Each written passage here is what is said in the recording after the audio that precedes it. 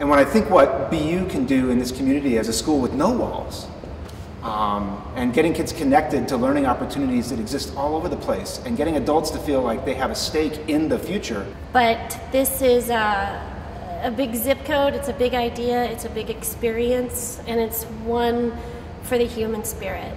That I don't have to wear a uniform, I don't have to wear a name tag, I don't have to be defined a certain way. I'm Cassandra. They just need someone to listen to him. I don't correct him, and I don't be like, okay, well that's not what we're talking about right now.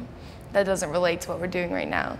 Because they just want someone to talk to, and they have so many ideas. We have a mix of mechanical, physics, electrical, and software engineers that really form this great Googleplex or collaboratory, if you will.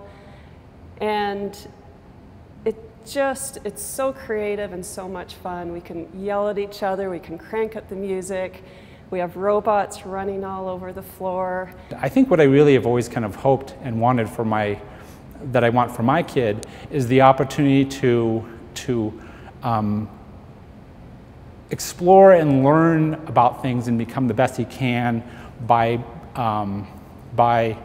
the means that cater to him the best. We're making the future that we hope to see. And we have this huge pressure from society about talking about that you have to know what you want to do when you're 15 years old. And really making certain that we're connecting with people across our district, business folk, leaders, local government, nonprofit, folks that just live down the block who we've never met because we've been inside of our schools. Rob and I were students at UNC, and for our senior project we worked on a sounding rocket payload for a NASA space grant project. I think having pedicabs in Loveland, Colorado would be a great idea. A very vibrant downtown, people walking, people engaging, a more colorful space. We've always embraced the bronze and foundries, and that's an extraordinary part of our legacy. But moving forward, I see it more colorful and more visually apparent, so colors and murals and people engaging and embracing in ways that they haven't before, and feeling very comfortable in exploring their creativity.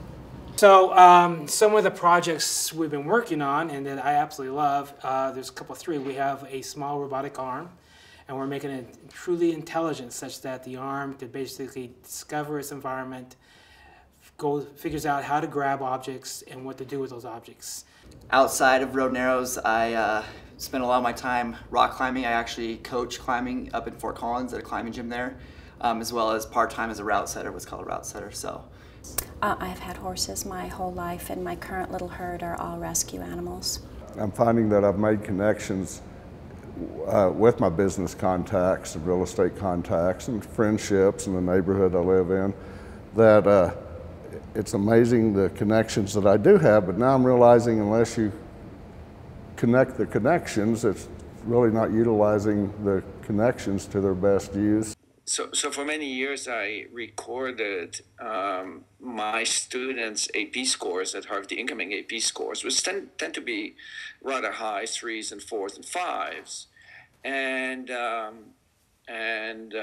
I correlated them to how well they did on an instrument that measures students' understanding of the concept of force, which is a very basic concept in physics.